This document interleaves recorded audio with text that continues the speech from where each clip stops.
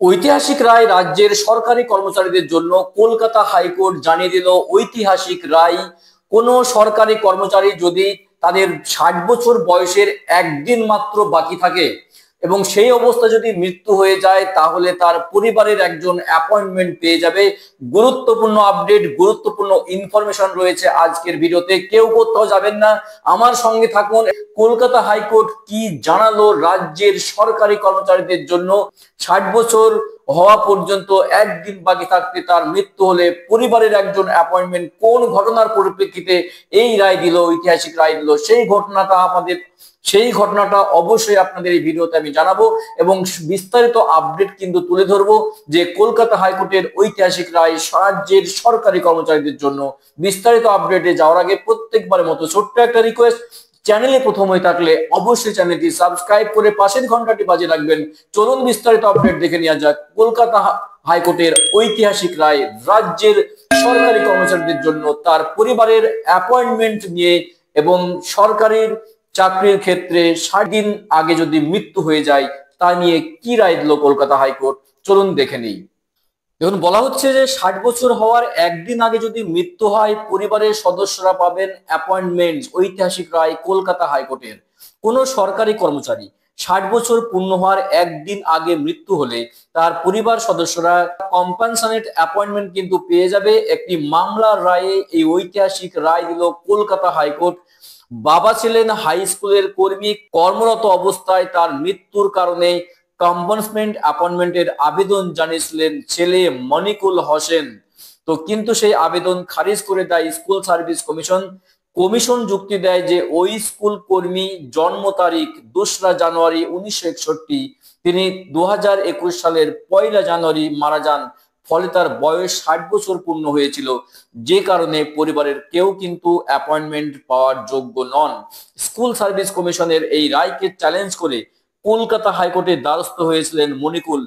বিচারপতি সৌগত ভট্টাচার্যের সিঙ্গেল বেঞ্চে মামলাকারীর আইনজীবী দাবি করেন তার মক্কেলের বাবার জন্ম 2রা জানুয়ারি 1961, তিনি মারা গিয়েছিলেন 1লা জানুয়ারি 1921 সালে, ফলে কোনোভাবে তিনি 60 বছর পূর্ণ করেননি। 60 বছর পূর্ণ করতে একদিন বাকি ছিল। স্বাভাবিকভাবেই এক্ষেত্রে তার মক্কেল কম্পেনসেশন যে অ্যাপয়েন্টমেন্ট পাওয়ার যোগ্য বলে তিনি বিবেচিত হয়েছিলেন। অন্যদিকে রাজ্যের তরফে জানানো হয় West Bengal school service commission selection of person for appointments to the post of non teaching staff rules 2009 এর 5 নম্বর শিডিউল অনুযায়ী মামলাকারীর বাবা 1লা জানুয়ারি 1921 তারিখে 60 বছর পূর্ণ করে ফেলেছেন। তাই এক্ষেত্রে মামলাকারী কোনোভাবেই কম্পেনসেশন অ্যাপয়েন্টমেন্টের পাওয়ার যোগ্য বলে বিবেচিত হতে পারেন না। যদিও সব পক্ষের বক্তব্য শোনার পর বিচারপতি পর্যবেক্ষণ জানান যে 2021 সালের 31শে জানুয়ারি এই ব্যক্তির অবসর গ্রহণের দিন ছিল, সুতরাং 2009 সালের ওই আইনের শিডিউল 5-এর 1 নম্বর ক্লজ অনুযায়ী যদি 60 বছর পূর্ণ করার আগে কোনো ব্যক্তির মৃত্যু হয় সেক্ষেত্রে তার উপর নির্ভরশীল পরিবারের সদস্যদের মধ্যে একজনকেও কিন্তু কম্পেনসেশনের অ্যাপয়েন্টমেন্ট কিন্তু দেওয়া যোগ্য বলে বিবেচিত হচ্ছে। সেই পরিবারের সদস্যদের মধ্যে একজনকে কিন্তু কম্পেনসেশনের অ্যাপয়েন্টমেন্ট কিন্তু দেওয়ার যোগ্য বলে বিবেচিত কিন্তু হচ্ছেন। এক্ষেত্রে মৃত্যুর সময় মামলাকারীর বাবার বয়স ছিল 59 বছর 11 মাস 29 দিন, যে কারণে 2021 সালের 1লা জানুয়ারির বদলে তিনি 2রা জানুয়ারি মারা যেতেন, সেক্ষেত্রে তিনি 60 বছর পূর্ণ করতেন।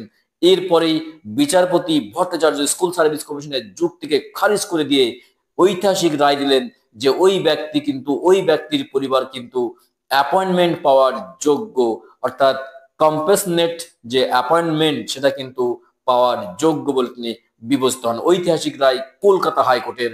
চালু হয়ে গেল নতুন নিয়ম। 60 বছর হওয়া পর্যন্ত একদিন যদি বাকি থাকে তার পরিবারের একজন কিন্তু অ্যাপয়েন্টমেন্ট পেয়ে যাবেন।